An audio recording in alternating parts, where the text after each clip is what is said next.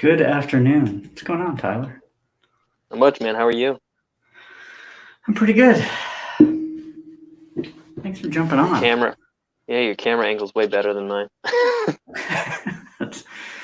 I suffered over months trying to get like the right camera, the right setup, and I still feel like it's subpar. But I took minutes, I tell you, trying to you put together the right combination of like pulleys and duct tape, and this is the best I could do. you are a much smarter man than me. Oh man. So what are you working on?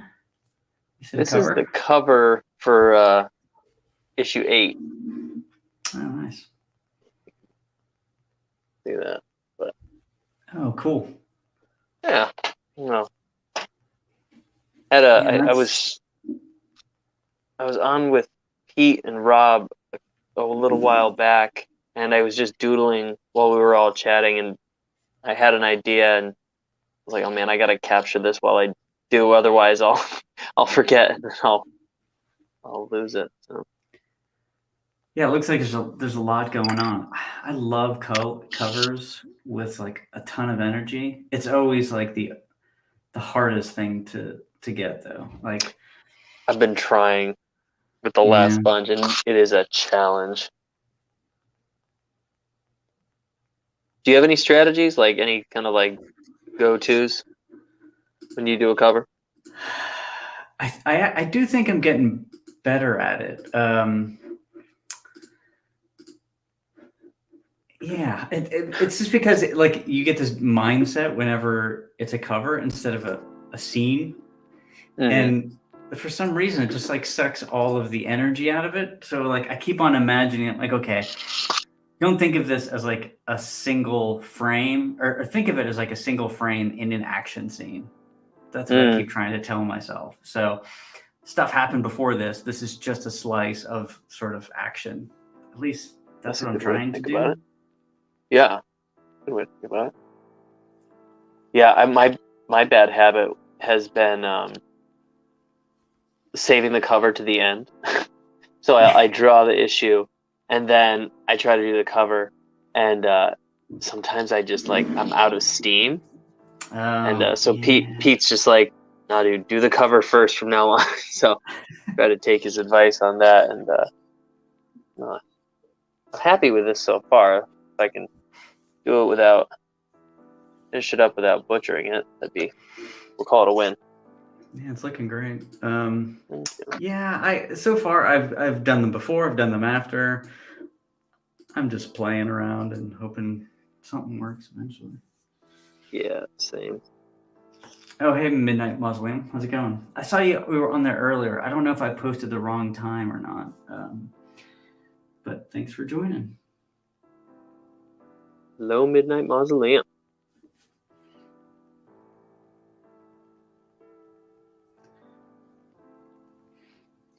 So Friday, I actually took a day off of work and I went to a high school and did like a bunch of demos for some art classes. Oh, really? Yeah, which is not something I've ever done before. I mean, or even really How'd that thought about happen? doing. I did a convention, it's been a while now, and I met somebody, a teacher, the art teacher, and we were just chatting, and she mentioned about maybe coming in or something. I'm like, yeah, that sounds fun. Um, yeah, they were high school students, and Cool, I cool. was there all day on Friday. Hey, It was fun. It was pretty did you interesting. did you have any issues of Horace to show them? Yes, I did. I got them maybe a day or two before, luckily, so that was really nice. Oh, that's awesome. Yeah, so I kind of went through the whole process, start to finish, or at least my process, I should say. Mm-hmm. Um, and yeah, it was pretty cool. It was pretty cool. I don't Any know budding if young I. talents that you noticed? Well, yeah, that's like even.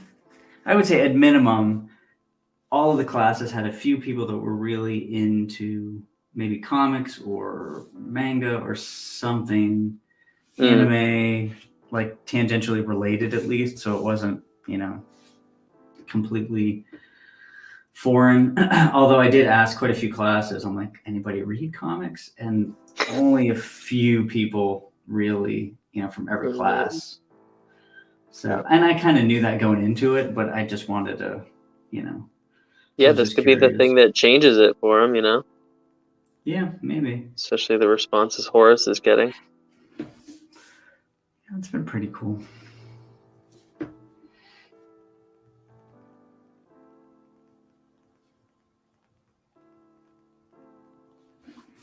Funny thing is, I kept on thinking about like my art experience because this high school was huge. I think it was really? 1,500 kids or something. Oh my gosh! Wow. Yeah, the school that I went to, I mean, I think our graduating class was like 70 people or something like that. So it was. Oh yeah, mine was similar, very small. Yeah, so I can't even imagine. Like they had an art department. It wasn't an art room. It was like, I don't know how many rooms there were for the art department. It was crazy. I felt like I was like at a college, honestly. That's cool. They had a jewelry making and ceramics, and I'm like, that is pretty cool. Wow. Yeah, I can't imagine. The kids are making the most of it. Yeah. What are you working on? You just doing sketches, or I can't tell from my weird angle? I'm working on a page on issue 3. Oh, nice. So this is towards the end here. There's a lot of action. But I got a new monster, and that's kind of fun to draw a new monster. There's always like this sweet spot. Yeah. A new character or something. I'm still in the sweet spot. These guys on the cover, I guess, would technically count as new monsters. I'm just calling them bog monsters. That's cool. So let me ask you whenever you name things, because I find that all of my placeholder names always end up being the actual name. Yeah. Yeah. I'm like, I'll think of something better. Well, I heard that was Sean Murphy's story with Punk Rock Jesus. He was always like, when he was working on it, he's like, whatever, I'll just call it. It'll be Punk Rock Jesus, but then I'll change the name when I figure something out. And he never figured out a name that was like better than that, so he just stuck with Punk Rock Jesus. That is awesome. Yeah. Did you ever read that? No, I didn't. I've heard about it, but I've never read it. Yeah, the art was really good. And the story's not bad. The story's not, in my opinion. Yeah, no, with these guys, it was kind of like I had inspiration from I've read a lot. We've talked before about a lot of like Roman history, especially when they were moving into Northern Europe, and the ancient Germans. So they studied a pantheon. They worshipped a pantheon that was vaguely the same as the Norse. Or the Norse had a pantheon that was vaguely Germanic, and so very bloodthirsty gods and goddesses. And when have you ever heard of the Battle of Teutoburg Forest? I don't think so. So it was 3 legions of Romans who were moving into German territory, and they had a German general who had been adopted, quote unquote adopted as a child by a Roman family, and so he's serving the Roman army because they would use Germans for their cavalry, and he was sort of leading, but he had actually turned traitor against the Romans with the German tribesmen, and so he led these Romans into a trap, and so 3 legions were caught between this small hillside and this dense bog, and like thousands of Germans were on the other side, and they just massacred 3 entire legions of troops. And the only reason I go into that is because the history that they kind of uncovered was that the Germans, in their sacrifice of the Romans that they had, they would basically, their bogs and their forests were holy places. So they would essentially like kill them and like spill their blood in the bogs, or like strangle them and throw the bodies in these bogs, or like nail them to their like sacred trees. And that was just like always a horrifying image, but that Wow, also yeah. stuck with me. And so in this issue, Aiko and the Swan King, they're walking through a bog, and I was like, well, I can't not have That's some sort of awesome. sacrificed men come back to life and cause some trouble. Anyway, there's all those fun little things in history where you're just like, I could use that in a story. Yeah, I love that. Man, that's great. Yeah, speaking of which, one of the students asked, where do you come up with ideas, which everybody has been asked, since the beginning of time. But I think there's a bit of a cheat code, and the cheat code really is have a wide array of interests and knowledge on stuff. And it's just way easier. If you hadn't learned Roman history, that wouldn't have come to, your brain whenever. So like having a lot of knowledge about a lot of different things just really can make it easier. I feel like for stories, especially, and like Geronimo and I talk about this all the time, but like especially history and religion, like if you can just develop an interest in those things and just familiarize yourself with them, there are so many stories that you just stumble on there, and then that leads you to then so many, writers and books and stuff. It's just like you'll never run out of stories to tell, because you can always have some little germ of an idea spring from some strange historical incident. Yeah.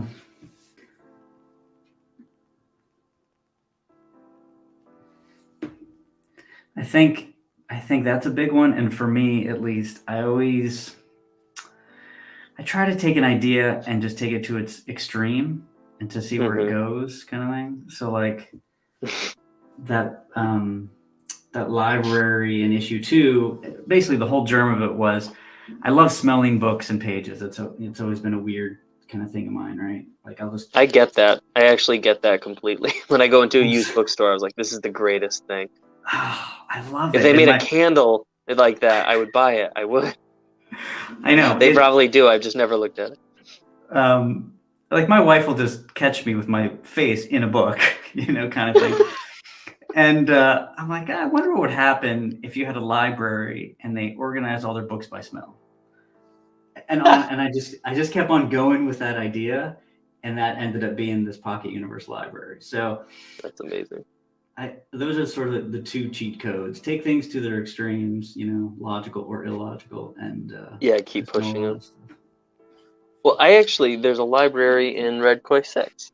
The Swan King is it's just a scene, but like he's kind of, so I had done a one shot a few years ago, and it kind of leaves him, he saved his castle and the lake on which his castle is, existing, but he's kind of realized he's alone.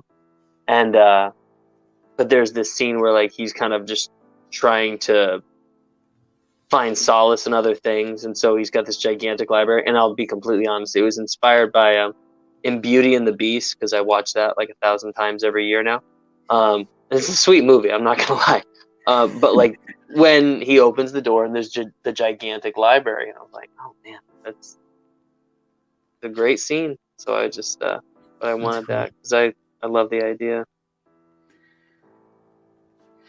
Yeah, I mean, I know it sounds kind of boring, but maybe not, is me and my wife, whenever we go to a new city, we just have things that we do in every single city, and that is go to the museums for sure, but try to go to like the local library. Because man, some of these U.S. cities really have beautiful libraries, and you would just never know it, unless you make a point to like check out a public library. When I was in LA, I was in California for 1 year for school, and I had a friend who was from LA, and he'd bring me home on weekends occasionally. And one weekend he had to work with his dad, so he's like, well, look, why don't you go to the library for the day? We have an amazing library, and check it out. And I did, and I had never seen a library like it. I mean, I think, New York is kind of hard to compare with just maybe the facade, but like the inside of that Los Angeles library was incredible. Oh, that's cool. Hey, Metatron's Cube, paper kink confirmed. Yeah, I mean, It's fine. I'm not gonna lie. That's probably well documented in my Google searches for sure. I always suspected. Let's see. Library book sales are amazing for that as well. Yeah. Yeah. And honestly, I grew up in a really small little town, and we had this tiny little library just like 2 streets down. We used to spend a lot of time just hanging out in that little tiny library, just smelling books, looking at covers. Smelling the books. All right, adjusting the camera. Hopefully I don't knock everything over, but I probably will. But maybe not.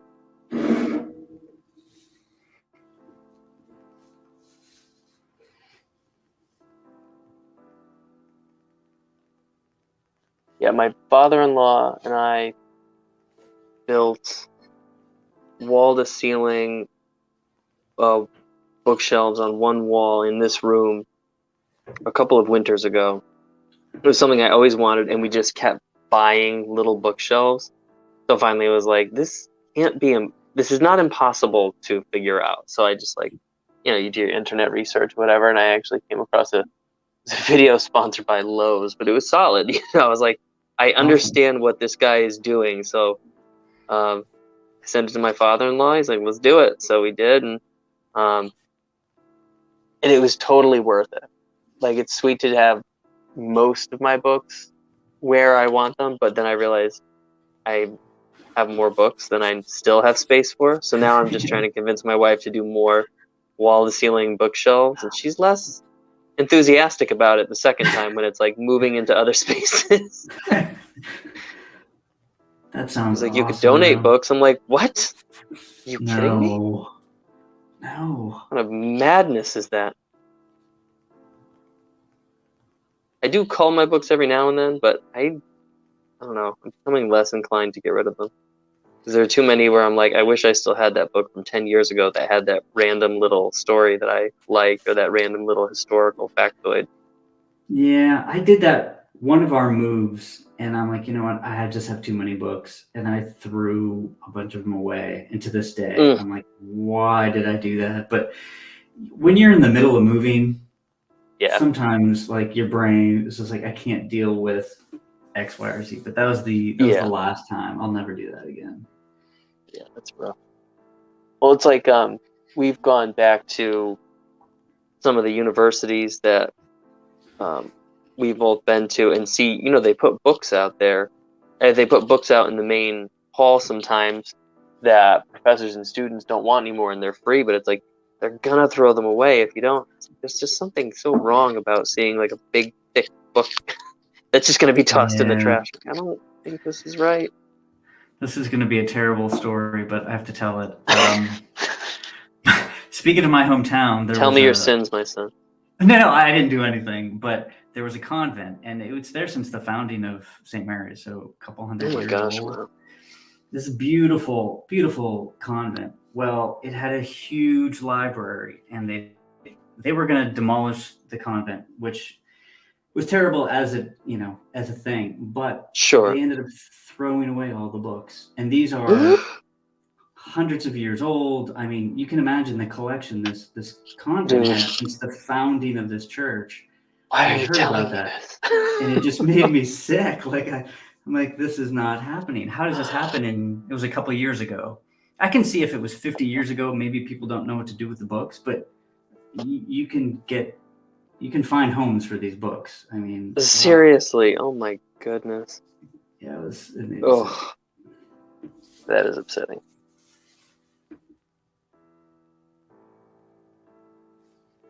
The nuns were probably in a similar situation you were when you were moving. They're like, we got to get out of here. We got to figure something out. Just throw them away. I think my brother did rescue a few books, Good. very, very old books, but I wasn't around, so.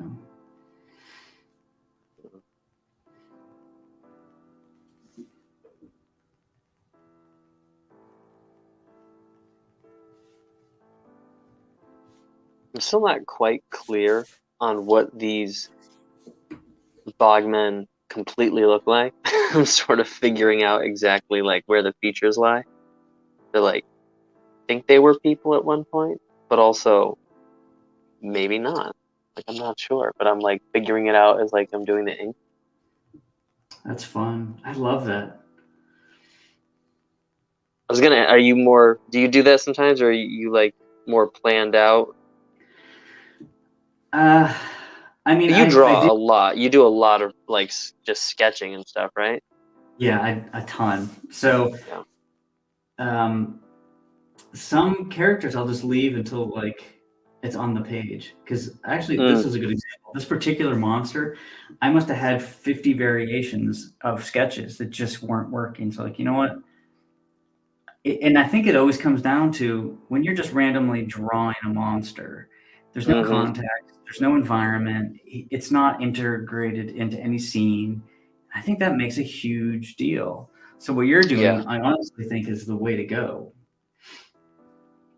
Unless you have like, I don't know, mechanical things to work out, or more like, Yeah, I think it's monsters are easier if an organic element, and like these are literally bog monsters. Like there's yeah, half of this stuff is like leaves and sludge that's just dripping off. that's cool.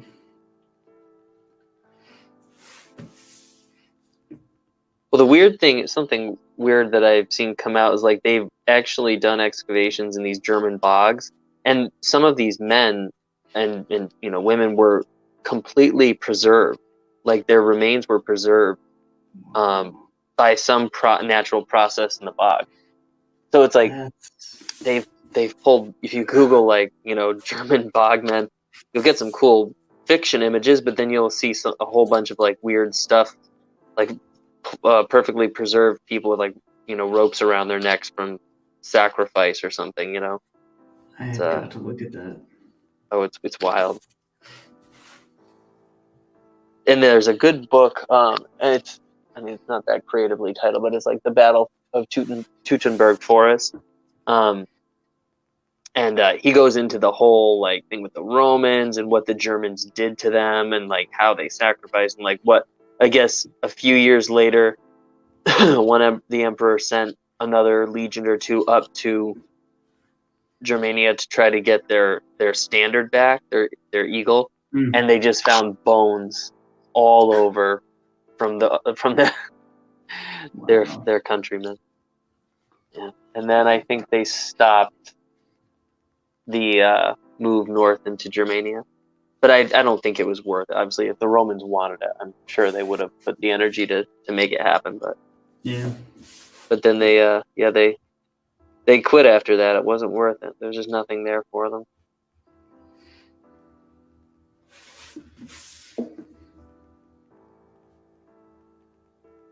Anyway, what do you tend to talk about on a Sunday afternoon? If not sacrificial victims of I mean, that's better ancient than pagans.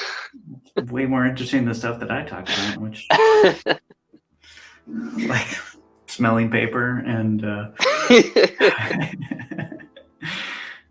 Guys, got a nice old dictionary here.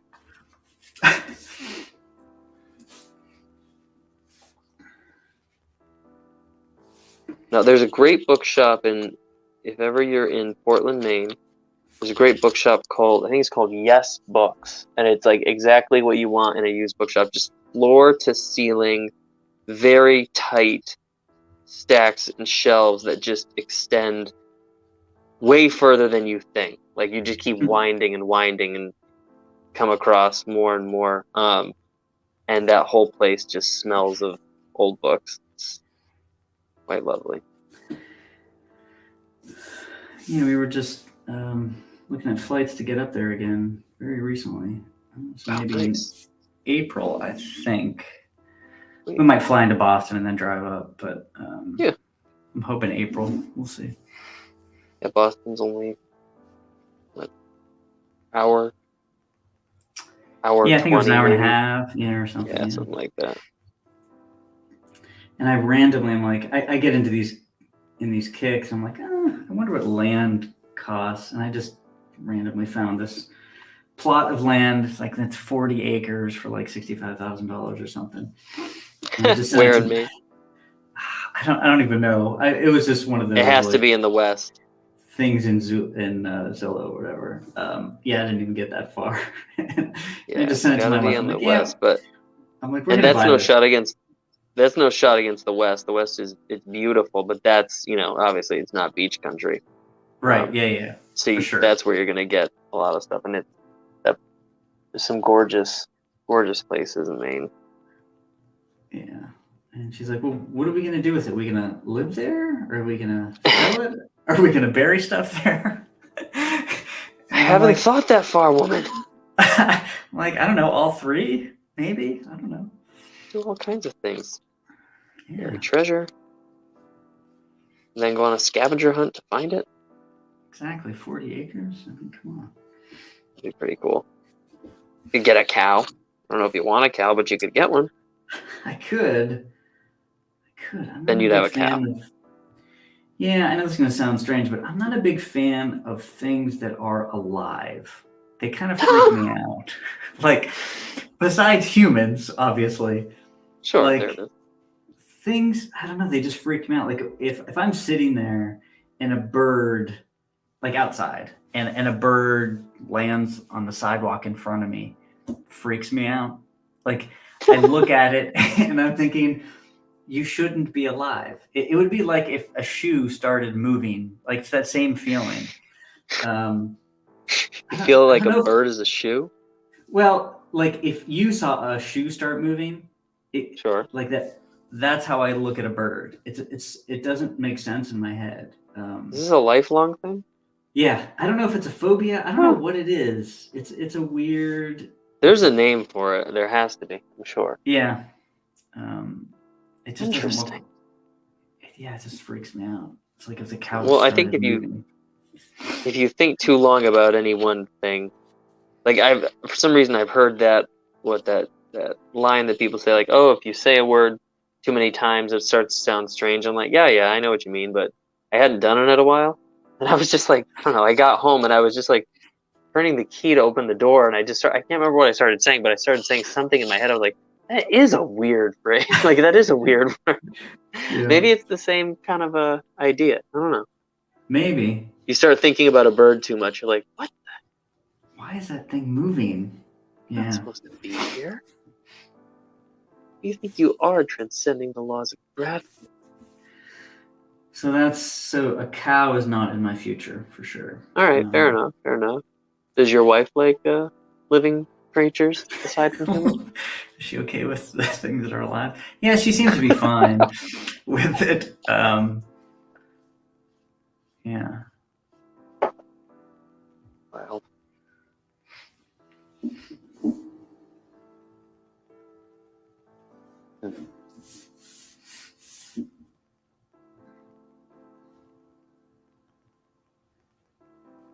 When you take all the time to like carve out some detail, and then you look at the detail against everything else, you're like, no, you're not supposed to be there.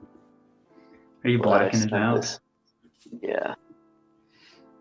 Black this out. I'm going to use some white ink pen to carve in maybe some vague hints at the body. Do you use an actual pen? Know. Yeah, I have a couple of whiteout pens. I have a thicker one, and then I have a thinner one.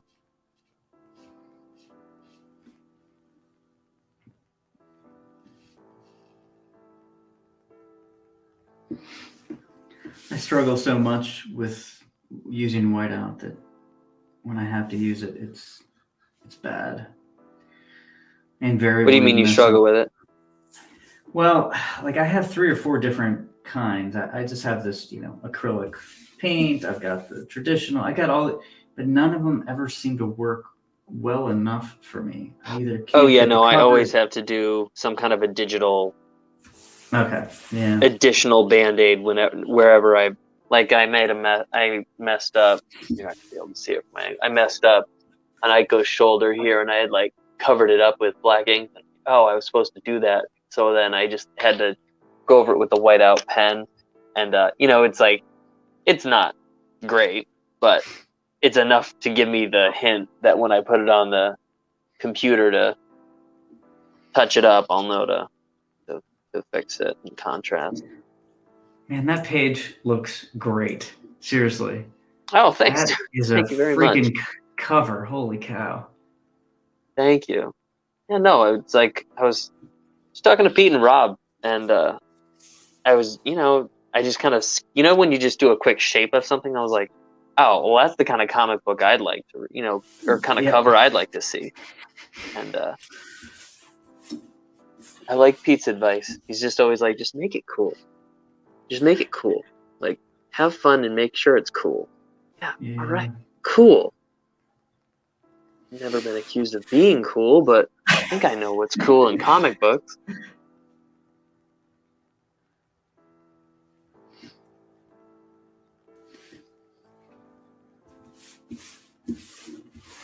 Speaking of which, I've gotten the Alterna batch, but I haven't actually dug into them. Oh, cool. They all came in, though. Yeah, they came in, and I'm like, that's going to be my treat on like a Sunday night when I feel like I've been productive, and I'm like, you know what, I can just sit down and get back. I actually watched half of a movie the other day. I was like, I don't think I deserve this, but I haven't done it in a long time. But it was like, it's just funny when you get to that point where like you start having to justify things to yourself, or like, be disciplined about not doing them. Yeah. I hadn't actually sat and just watched a movie that I wanted to watch in such a long time. For some reason, it wasn't even it was Snatch. It was like that Guy Ritchie movie, Snatch. Yeah. I have it on DVD, and I just had this desire to watch it. And I was like, I'm gonna do it. This is my thing right now. And it was like I watched half. I was like, okay, good. That was worth it. Time to get back to doing whatever. Like, I deserve this momentarily. Yeah. I'm gonna get the books. So Pete and I don't live that far from each other. Not to blow up his spot, but like we have a local shop, and so I tend to get the alternate books through the shop. So. Oh, cool. Yeah, I'm gonna grab them from the shop, but I can't wait to read Horace. I don't know, man. There's something about the way your details fall, and I always feel bad like comparing people to other people, but there's something like that. I don't know. Early McFarlane, kind of 90s. I don't know, indie, like, holy smokes, this is awesome kind of vibe. Like, like the reaction people had when they saw those books. I feel like that's the reaction people are getting with Horace. They're like, they see it and they're like, what is this thing? Like, they don't know what to make of it. They just know they want it. Awesome. Thank you. That's like literally, I think what someone said the other day, actually. They're like, I don't know what's going on, but I am so excited about Horace. The reaction awesome. We're all having, man. Thanks. Yeah. Yeah. I mean, I think you can only make the book you can make, and I know that sounds like a tautology, but like, you can't make a book that somebody else can make. So whenever I talk about the book, I'm like, all right, this is, for good or ill, this is my book. So I put everything of me into it, which, they always say that every piece of art is a self-portrait, which, is kind of baloney to some degree, but some degree it's absolutely true. So if people don't like the book, then, that sure, it's a reflection on maybe not me personally, but my skills or something like that. Make sure to take it personally, though. That's my recommendation. I mean, I won't, because if people love it, great. If they don't, then I get it. I have a million comic books, yeah. And they are so different, and sometimes I like them, sometimes I don't, Yeah. Yeah, no, same. And sometimes honestly, go ahead. No, go ahead. No, go ahead. I was just going to say, and sometimes on reread, things change, depending on... Yes, yep. So there's always hope. Yeah. Is there anything that you've reread a number, like, say as many times as you possibly can, and it hasn't changed? Like in terms of your experience, like of enjoyment. Maybe you've gotten something new out of it, but you haven't necessarily lost anything. I've never lost anything. I've only been able to find more, for sure. Yeah, 100%. I was just talking about this with somebody else. So I kind of go in phases for like my favorite books. So depending on when you talk to me, they're like, well, last time you said your favorite book was this. I'm like, yeah, but that was 2 years ago. I mean, like we're different people. Yeah. But for the past, I don't know how many years, it's been Frankenstein again. And I was just talking to somebody about that. First time I read it, I was really young, like a kid. And I'm like, I don't know, that was hard to read. Same, I shouldn't have done it that young. And then I reread it, I think, in high school. I'm like, oh, this is kind of cool, because I was reading some interesting stuff.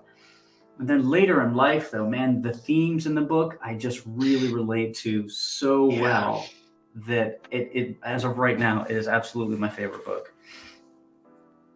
My wife teaches that for her, I think for AP awesome. Lit. And so she's introducing me to a lot of themes just when she talks to me about it. But then, you bring your own kind of life experience and some of the like philosophical and theological stuff that I've been reading. And I'm like, oh my goodness, like I got to read that, and I've got to read Crime and Punishment.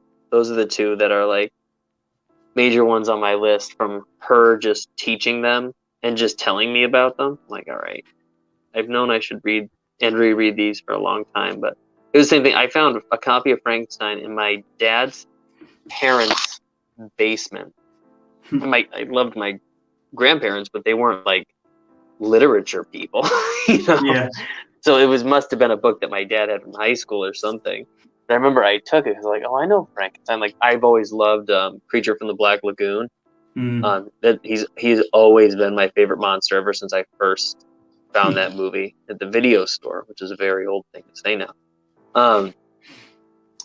But I was like, oh, I like Frankenstein too. He's cool. And then I remember I read it and I was like, oh, this is. I just remember reading like the yellow skin that you could like see the muscles and like everything moving underneath. And I was like, it's so specific. It's so particular. This is upsetting, but really perfect for what it's trying to do. Because I got it. I got what she was doing. Yeah. I speaking of Crime and Punishment, I love the fact that your wife teaches that. It's another one of my all-time favorite books. Between that, the Brothers Karamazov. Oh my God. Karamazov. Yeah. Yes. Brilliant books. Some of my favorite, for sure. Well, the funny thing was, like, she was not excited about Crime and Punishment. She didn't really know what to make of it. I think the title was off-putting to her. She's just like, oh, I guess I have to do this. And then she read it and she was like, that was such a good read. She goes, it's so readable. Like she didn't expect it to be so readable. But admittedly, I never was able to. Sorry, Fabrizio. 1 second. You're good. Why would you like that?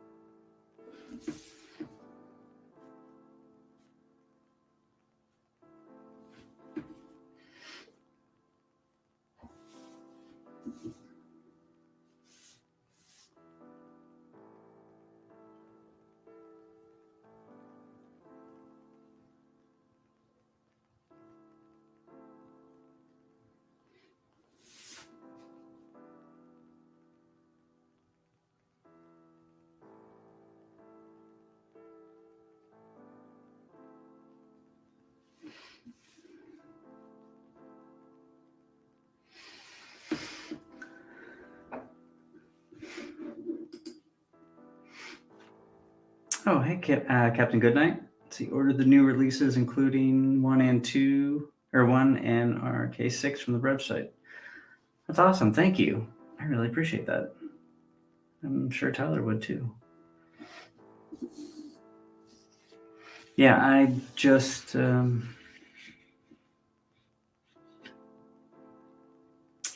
see. I'll turn a single issue page.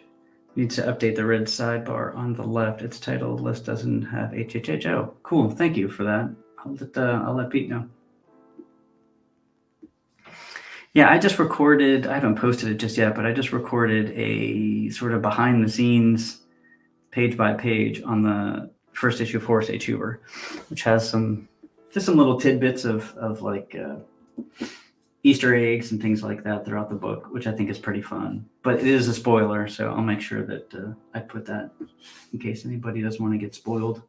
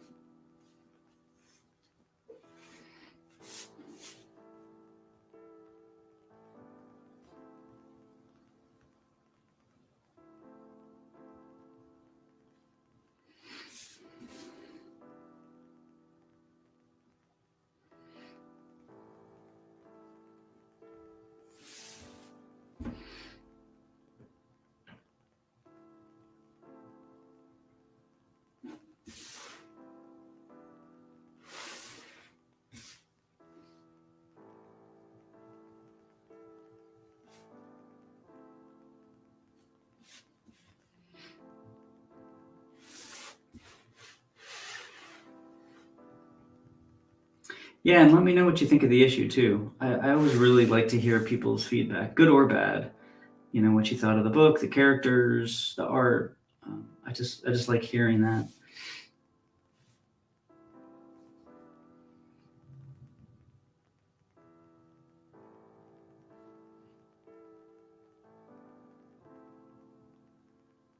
So this is issue 3 right now. So inking the last bit of this issue, and doing the coloring at the lettering at the same time. So hopefully should be wrapping this up pretty soon.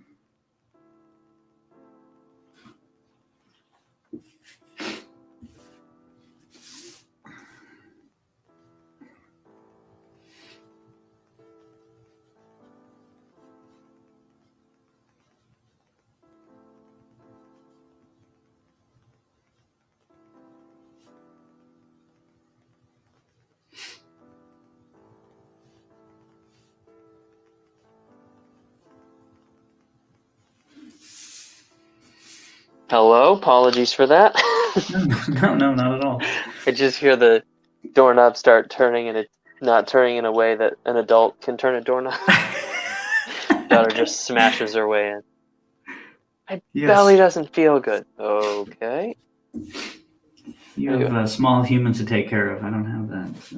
I do. I don't have birds.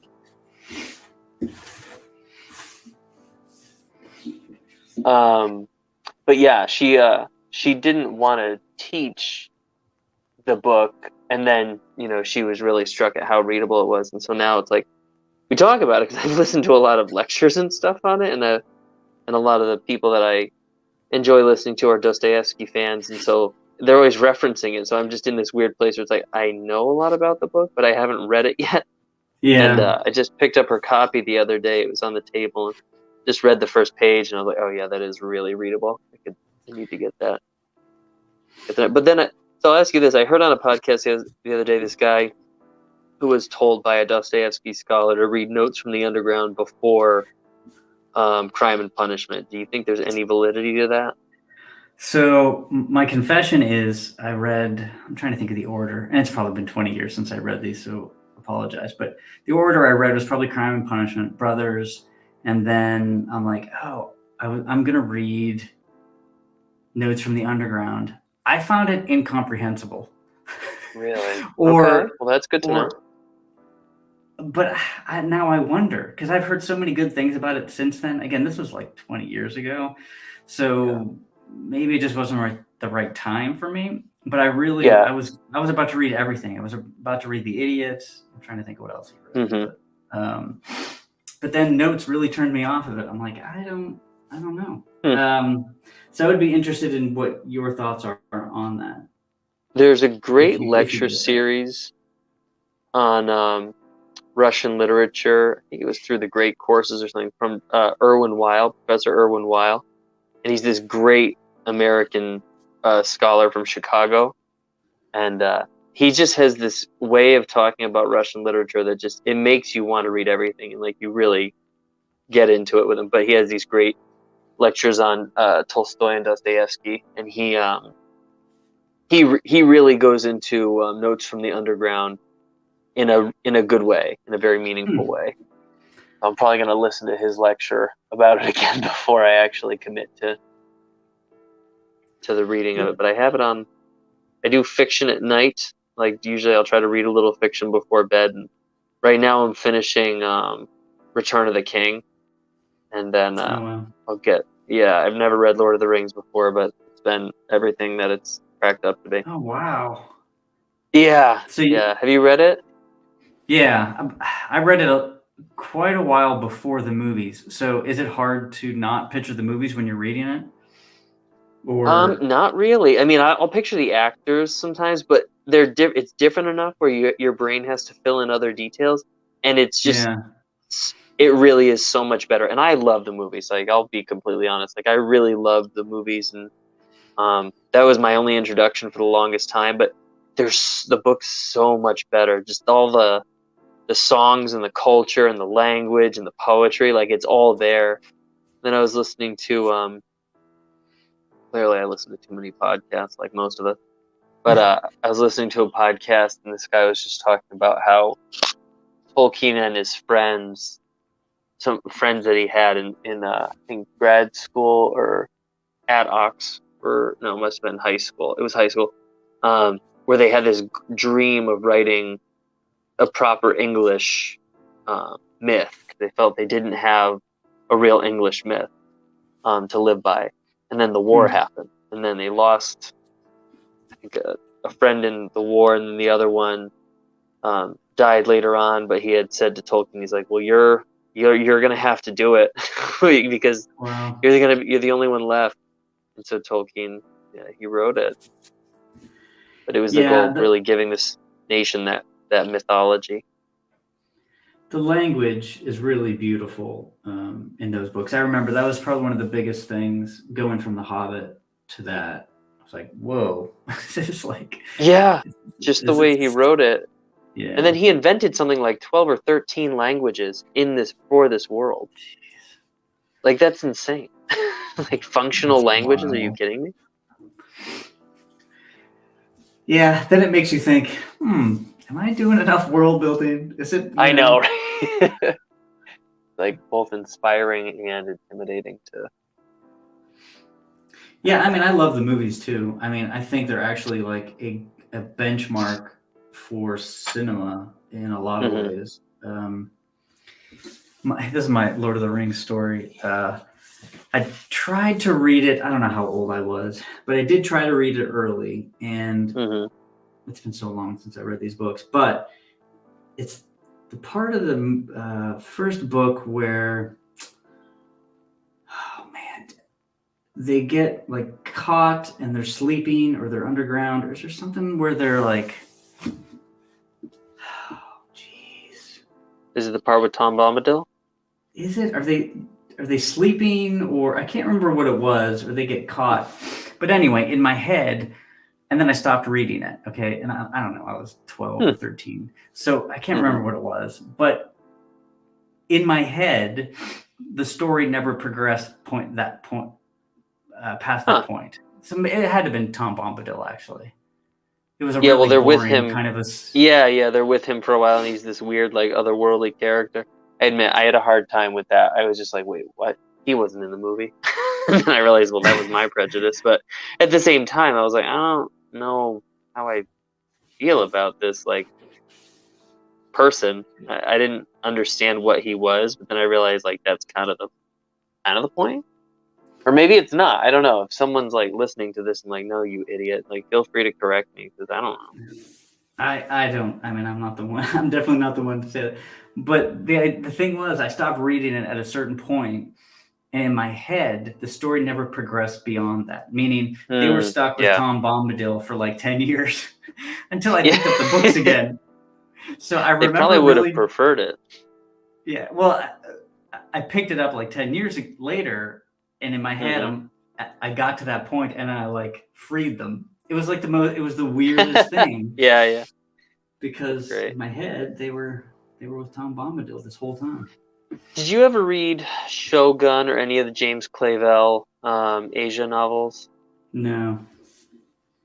I loved Shogun. I mean, it's this gigantic book, but it was fascinating to me. And I don't get me wrong, I've never like searched out to see how much James Clavell actually knew about historical Japan, but he seemed to know a lot because it's very detailed.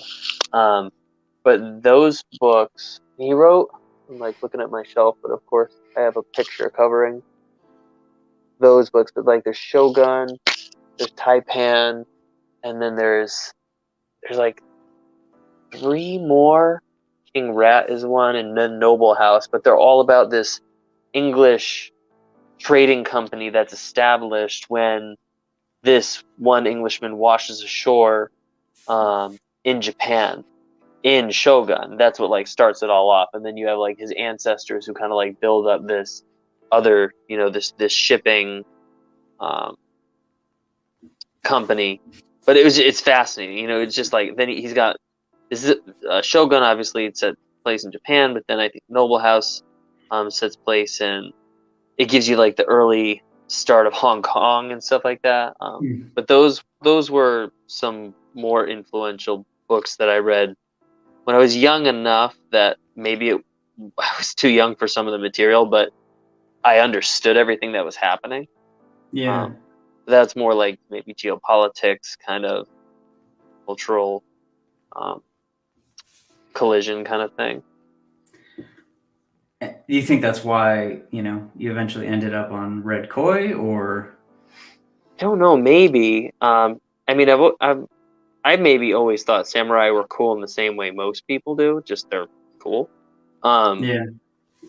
But when I tried to do a story, a comic story, I actually had this almost the same premise, but she was a Viking shield maiden. And I started it, but it just didn't quite come out right. I had this severe lack of discipline where it's like I had a half-baked story, but I just wanted to draw a comic book so bad, I would just start drawing. Yeah. And so that didn't work. And so then I don't know, I just like thought of it, or I did a painting of a samurai overlooking a castle, but it was based on some tattoo artwork from a book called Yakuza Moon, which is like the autobiography of a Yakuza boss's daughter. And she's on the cover, and she has this amazing traditional Japanese tattoo of a courtesan on her back. And I loved the design, so I kind of adopted the same style for a samurai, but then I did her in a black and gray painting overlooking a samurai castle. And then I was like, what's in there? And then the weird thing was like, so the Viking shield maiden story kind of came to life in this other place, and I never expected it like to do a samurai book, to be honest with you. Like it was just not the thing I was looking for, but then it happened. And then but then it's gone in such a way where it's like I'm not pigeonholed to like just tell stories like set in a historical Japan. I can kind of go anywhere and do anything. Probably the most influential samurai book that I've enjoyed is honestly Usagi Yojimbo, which I don't even know if you know what that is. I know of it. I haven't read it though. Yeah, I discovered Usagi when I discovered Hellboy and The Goon and all these great Dark Horse books. Yeah. And I tried Usagi. I was like, oh man, I didn't expect to like this, but I really because I've never really cared for funny animals. But like, I don't know, I tried that and I really liked it. Oh, that's cool. Yeah, it's funny you mentioned Goon, I was just, not to change topics, but I was just thinking No, about the fine. Goon today, and Oh, you were a that- fan of that book? I was, yeah, for sure. Like Yeah. the thing, here's my problem with it though. The artwork was my favorite, right? And the Mm, stories were pretty good, yeah. but I never liked the Goon. He was never a good character. No. And that always bothered me because he did a few things. I'm like, okay, well, you're just a straight up like villain. And it Yeah. was kind of, it was falling into it's what a lot of TV shows, you know, they run into now. It's like there's no good characters. They're all just horrible Yeah. people, Yeah. varying shades of horrible people. And I felt like the Yeah. Goon kind of turned into that. But yeah, the artwork to this day is absolutely some of my favorite. Did you ever read Chinatown? Oh, I did. Yes, I have the hardback somewhere Oh right my here. gosh, yeah. That was so good. But I remember reading Eric Powell's, I think, first interview in Wizard magazine about the Goon, and I was like, all right, well, I got to check this out. And I liked it for a long time, but I never was able to like collect it. So I didn't really have a shop that had that availability. And then I followed it for a while, and then he's actually I think he's brought it back. Because he got out of it for a while. I tried to follow some of his other stuff, like I read Hillbilly, and which I don't know if you've read Hillbilly, but the art in that was really interesting. I've seen covers of it. I haven't read it though yet. Yeah, I that was was just interesting. Yeah, in my head I'm like, well, if I didn't like the stories in the Goon, I don't know if I'm gonna like Hillbilly as much as the art looks cool. I did see a few. They might have been no, I think they were issues. I never collected them though. Where he did the Spirit, and his artwork for the Spirit was so perfect. Yeah, yeah. But yeah, Eric Powell, I don't know the way he like mixes pencils with watercolors essentially. Yeah. He's pretty amazing. And the thing is, if you look at his earliest Goon, it is nothing like it, and it's rough. Yeah. In the best way, like in the way that I love all like comic book artists like first tries out. In the same way, I hope people give me grace with Red Koi, like the first bunch of issues. It's like you're figuring things out, you're trying them on, you're seeing what works, you're seeing what doesn't. I think that's so important, and it's like, I mean, I think we all hope that as well,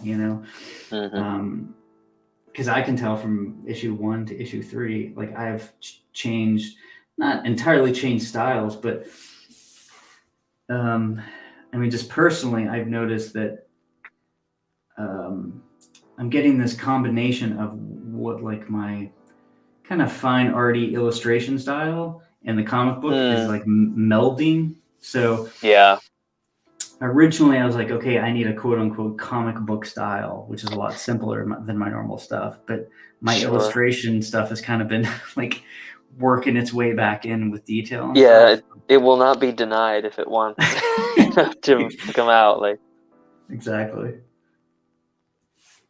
Yeah, that's like the weird thing is I don't know if I ever thought like I need a style. I just remember I was trying to copy styles for the longest time. Like I want to be McFarlane. I want to be Capullo. I want to be Tim Sale. I want to be Mike Mignola. I want to be Becky Cloonan. I want to be Sean Murphy. Like it was just these I want to be, and then I want to be Akira Toriyama. It's like so the bar is pretty high, which is gonna yield good fruit if you can be patient with it. But it's actually maybe finally starting to come out where I'm like, oh yeah, this is kind of me, which is fun. I'm glad it's happening. Yeah, it's funny. Style is weird. I was just talking to somebody else. In the beginning, at least, you're so obsessed with just being able to do it at all. Yep. Like to draw the car. You're you're so less concerned about how it gets there.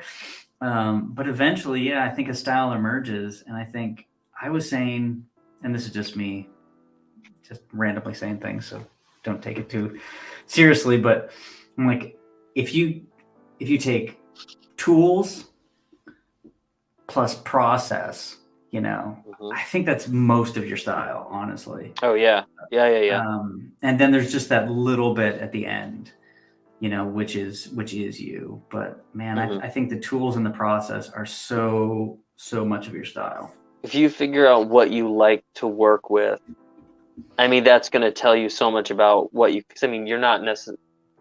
You still have near infinite options by limiting your tools, but that's also going to give you that indication. Okay, what do you enjoy about this? What's drawing you to it, and what can you lean into? That's a good point. That's insightful.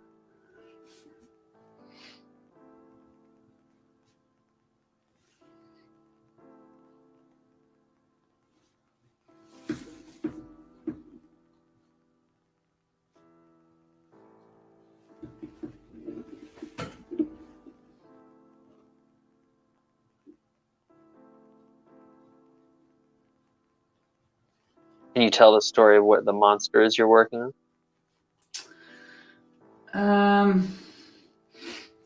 This is no, that's fine. Where we're at in the story, basically, this is issue 3, so nobody will have any idea what I'm talking about. Now they will. I mean, I put it out there if people really want to know about it. Underneath the Pocket Library, there is a guy called the Book Bug, and he lives underneath the library. That's right. And he built a house of books down there. And essentially he gets into it with Horace, and they get further down this sort of rabbit hole, and there's monsters in the caves, basically. So that's this particular one. Cool. Yeah, that's kind of where we're at with this. So he's not like a big bad or anything like that. He's more of a running into something unexpected.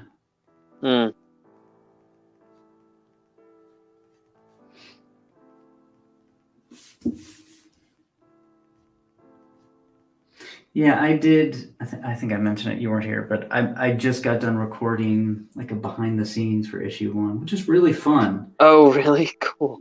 Yeah, I just did like a page by page, and I forgot some things. And one thing in particular, there's a part of the story where essentially you see text on a page, and it's not drawn; it's actual text. And I'm like, oh my god, because I just needed to show the inside of a book, right? Somebody's opening up. Sure, yeah. And I realized, I'm like, wait a minute, that's my story. So I actually wrote this short story a while ago, and I didn't want to grab just some public domain piece of text. Sure, yeah.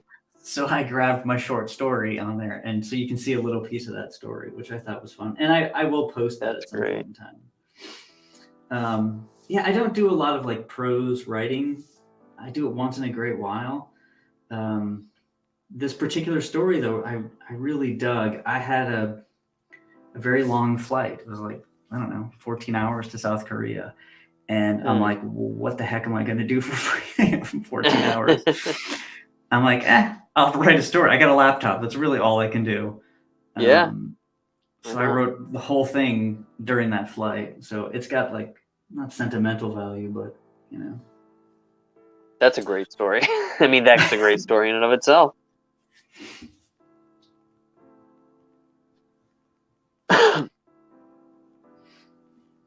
Do you write prose stuff at all? I tried for years because I didn't want to like do comics for some reason.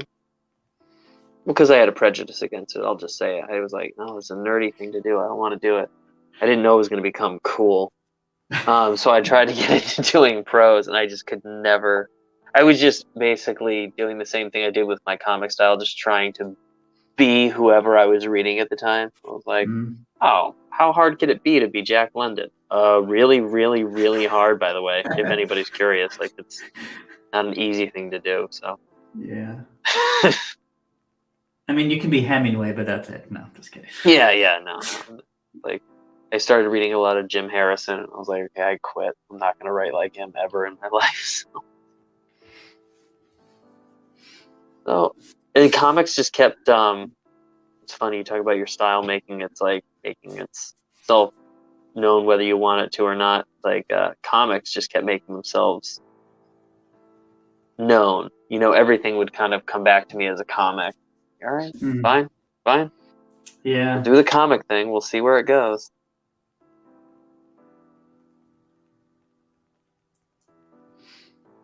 Yeah, I mean, I definitely circled back to comics, reading and creating.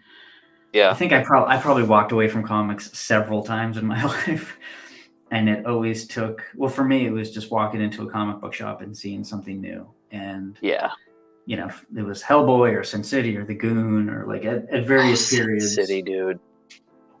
Sin City was another one, like with Hellboy and The Goon and those, where it was just like I love everything about those books, like especially the first, I think, 5 or so. I gotta look on my shelf to see how many I have. But those and 300, like those books where it's like comics can be more than superheroes, nothing against superheroes, but it's just like you can do so many different things. And just seeing them do it and seeing how cool it was, seeing it be successful, those were always so inspiring. Yeah, it was huge for me. That really was like an eye opener. Like, and Sin City is perfect as far as I'm concerned. Or Yeah. Ronin. Oh yeah. I mean. Yeah. Anyway, yeah, it's. You're all completely right. But then admittedly, I walk away from it. I find these other books. I come back to it, and then I had to almost learn how to reread the old stuff. So, and then all of a sudden I'm reading Jack Kirby again and really finding so much value in that sort of style. We should talk about that because I bought the first volume of Kirby's Fantastic Four, and I love the art, but I have a hard time getting into it. I'll say, and it's not quite that far back, but when I really loved, I'm going to butcher his name, but Olivier Coipel's take on Thor. And I never cared about Thor growing up. But I had a friend who was like, well, if you like that, you should read Simonson's run on Thor. Like, what? And so he let me borrow a bunch of his volumes. And it took me a bit to kind of get into it because it just wasn't the style that I was into. But then, as I kept reading, it was like, oh, I get why this is so good. And now I find myself, when I'm feeling like I'm in a creative rut, reaching for the volumes of Simonson's Thor that I have and just be like, okay, how do I just make this fun? How do I make this bombastic and, exciting? And this stuff was like joyful too. Like, I don't know. It was just like, he was just having a great time. I have his stuff and I have that Kirby volume that, I picked up, and I gotta pull that back down. That Simonson run on Thor is one of my all-time favorite runs. It's so good. It really is everything it's cracked up to be. Oh, let me check something here real quick.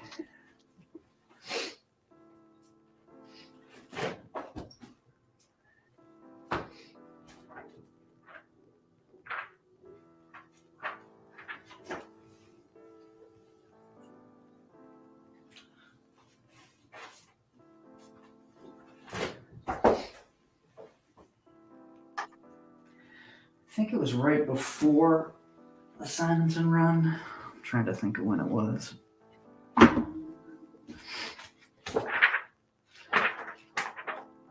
don't know what issues these are. It's the Eternals. So let's see. Okay. Okay, so let's see, Simonson. Yeah, John Buscema. This volume chunk, collecting 238 to 291. I think this is it. It's with the Eternals and the Celestials. Is also one of my all-time favorite runs of a comic book. It is dense. Really? It's super dense and epic, and it's just beautifully written. Could you send me a picture of the cover? Yeah, for sure. Just so I can. Yep. It's been so long since I've been to the shop and been like, I know what volume of what I need, Yeah. Just haven't had that. I haven't had that experience in a while.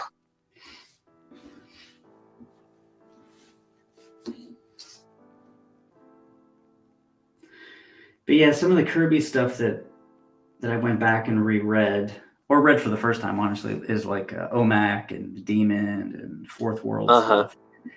And it, like you're right, it's joyful, bombastic, and I just love the unabashed like fun. Yeah. Comic bookiness in like the absolute best way. Yep.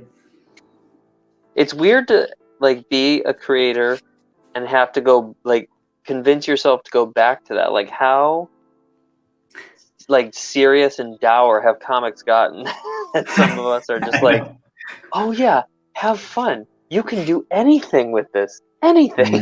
Yeah. Yeah. Your character doesn't have to be a jerk. You know? Yeah, that's shocking. Well, that was like one thing with Aiko when I did the first volume is like I did have her like that very kind of like stoic warrior because that it's cool. I like that. I don't Yeah. get me wrong. That's something I enjoy. But it was also like I was like I also don't like that character. But like something I always liked about Hellboy was that Hellboy he's a real like working class like guy where he's not like a touchy feely or like over the top hero, but he has a sense of humor, and there's a sense of humor I really connected with. So it was like I was like, well, Echo maybe doesn't have like she's not like telling a lot of jokes or anything. I don't know how to tell jokes, but I was like, but I could have funny moments, and so it was like when she's being chased by the giant spider in the second issue, it's like there's a moment where like the spider it touches her foot, like it reaches out and it's able to trip her. But it's like as soon as that big giant hairy spider like touches her foot, like I have a close up on her and she goes eep, like it was like where she was like, and it made me chuckle. I was just I kind of got a laugh out of that, and probably nobody else noticed it, but I was like, I don't know, it made me laugh, and I think it also breaks that wall where one of these warrior characters can get too stern or too remote, Yeah, I love that. And those moments are just as important as like really emotional, dramatic moments. Yeah. I mean, that's another thing that movies really suck at is this the one note. And it's either the quippy nonstop thing from Marvel or the vice versa. Like, Breaking Bad, everyone's just the worst human on the planet kind of thing. And I mean, I get it. Trust me, I've watched my share of those kinds of things, but I think that's why I'm drawn to the other stuff is because, it's inundated. Yeah, and it's like, I don't know. Like you want heroes. Like even like in our everyday lives, like you want heroes. Like that's why people watch these. You'll watch videos of like someone saving a dog for like, the 1,000th time. Yeah. On those feel good Instagram accounts or whatever. Maybe this is just me really revealing too much about myself right now. But it's like they have all these feel good Instagram accounts, and it's just people and animals just doing nice, heroic things for each other. Yeah. Like you want that. There is room for that. Like we don't all have to be completely. I don't know. What's the word? I don't know, but emotionally destroyed. Yeah, and there's always this, this idea that okay, so you have your character, and what's their flaw? Are they a drug addict? Are they an alcoholic? Or like, like, well, what? Okay, why do they have to have something like that? It just doesn't make any sense to me. What's their flaws? And I'm we can't all be Wolverine. We can't. Yeah. Or there's no Wolverine. That's just how it is.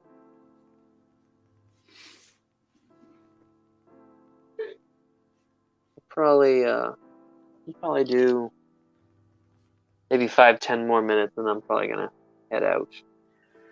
Yeah, that actually sounds good to me. Oh well, I think that's 4:46.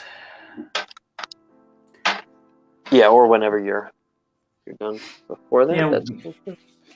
yeah, we can stop at 4:50. That sounds good. Thanks for jumping on. This is great. Yeah, man. Thanks for the invitation. I figure I'm going to be working on stuff anyway, so might as well I'll stream it. Let's see, Yeah, it Kevin was a good Goodman. excuse to How get. did you guys? Sorry, how did you guys find No, Alterna? That was a question. I found Alterna when I had done like a, so stupid to say, but 59-page graphic novel. Like I was like committed. Like I'm gonna draw a graphic novel, and I think it's gonna be awesome. And I did that, and I was like, I don't know how to write, and I don't know how to draw. So I should probably, after like a lifetime of being told like, oh, you're the best artist in class, or oh, you're a great artist, I was like, I don't know how to do art. And so I like put myself through like a self-imposed year of art school, or I should say comics school. And it was like for a year I just did short stories where it was like, I'm going to focus on animals, I'm going to focus on cities, I'm going to focus on cars, I'm going to focus on, but it's like I'll tell a short story. So then I just kept building up these short 5 to 6 page stories, and then I finally was like, well, I'm going to do something longer, but I want to try and get something published. So I was like, what are you supposed to do when you want to get into comics? It was like, get into anthologies. Like, okay. So I just Googled comic book anthologies, and Alterna came up because at the time they did a graphic novel anthology, and so I worked on a story. It was like a superhero theme, and I did a retelling of Hercules' first trial against the Nemean lion, and submitted it. And Pete contacted me. He's like, "Yeah, man, let's do this." He's like, "But get a professional letterer." And so Oh wow. and so I got, I did try to letter it one more time on my own. He's like, it's still not really working. And so then I got Wes, Pete put me in touch with Wes. Wes lettered it. And with a professional letterer, I was like, wow, it looks like a comic book, like a real comic book. And so that's how it started. And so I did short stories for, like, I think 2 more Alterna anthologies. But then the goal was, okay, get something published every year. And so I just did short stories, and if I got 1 published every year, then that was good.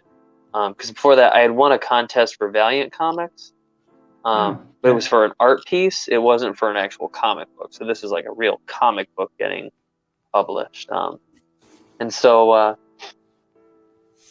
did that, and then I did Red Koi along the way, and Pete just happened to be relatively local to me, so he and I were at a show together doing, tabling, and I just kind of angled my portfolio at him all day.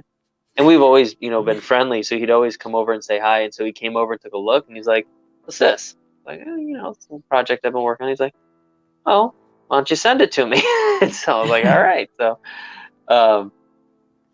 so that, and then like all this crazy stuff happened with Alterna, and so then there was a lot of wait time, but it was fine. And then Red Koi kind of had its debut, and been chipping away at it ever since. When did the first issue come out? First issue came out, oh gosh, I think 2018 or 2019. Okay. Wait a minute, I could look. I have the first issue right here. Because I just surround myself. Yeah, 2019. And it was approved, I think, in 2017 or 2018. Alterna went through like a ton of changes and expanded and kind of like just blew up. And so there was just waiting time for Pete to get that stuff kind of figured out and squared away. And we stayed in touch the whole time. And he published the first bit of Red Koi in, I think, the final If anthology, the anthology series they did. It was a horror anthology, so he just published a bit of it. The sequence where she's being chased by the spider. Oh, cool. Yeah, so unexpected, but cool. And Yeah, I was trying to think. I mean, I had known of the name Will Turner for a while. I don't remember where. But then I think it was an interview that Pete did on Nerdrotic. oh where yeah. I think he was talking about newsprint, and I was like, huh? Because Yes. as soon as I heard newsprint, I was just like, okay, I am listening.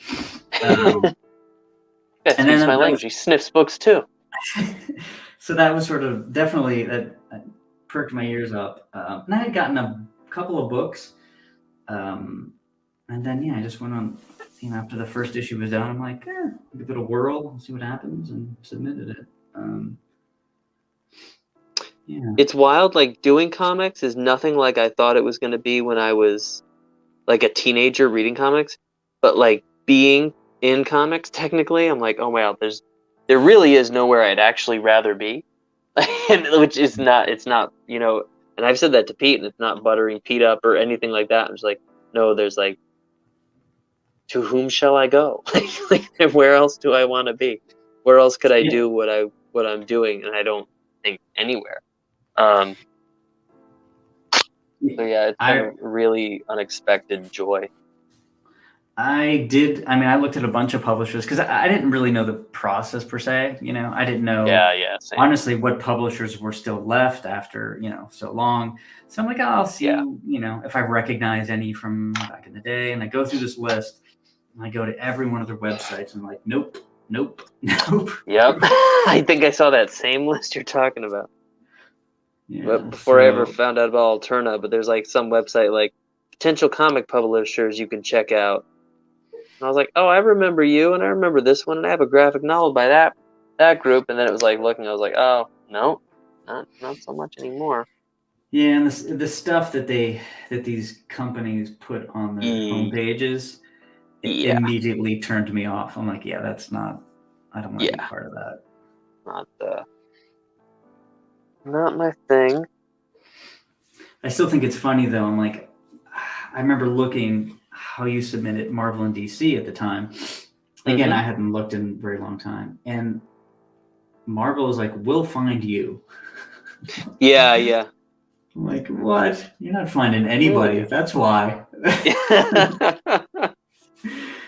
Maybe you should accept the submissions again. But yeah, why not? Why not? Yeah, I don't know. It's funny. Like, I don't know about most of what's going on in the industry. Don't know about most people. Most pros or any of that. Like, I don't follow anything like that. But I remember seeing that same thing. But I had never really had a desire. And this is gonna sound like BS, but it's 100% honest. I never really had a desire to draw anybody else's character. Like, I was so in love with the story behind Todd McFarlane's Spawn, and then later on, Mike Mignola's Hellboy, and the Goon, like behind creator-owned work. And I always had a dream of like, I want to tell my story, because I don't want to draw what anybody tells me to draw. Like, as soon as someone tells me what to draw, I get totally turned off by the process. And so it was almost even like a non-negotiable for me. Like, first of all, like, and I would just say, complete honesty at the time, I couldn't do those characters better than the pros who are doing them. I just don't have that drive. For like a Spider-Man or something like that. But then I was like, I also don't think I'd enjoy it. I don't think I'd have fun.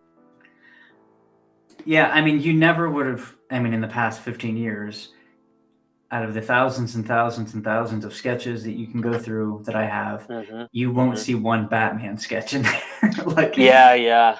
It's just not something that I've drawn since I was very, very like a little kid. so the idea of me drawing Captain America or something, as much as I love the character, I can't Yeah. imagine doing it. Yeah. Yeah. Alrighty. I think I'm gonna wrap this up. Seriously, thanks. Yeah, man. Thanks for hosting. Appreciate it. Let's catch up soon. Yeah, for sure. Thanks everybody that popped up in chat. Everybody have a good weekend. Bye. Thanks, everybody. Bye.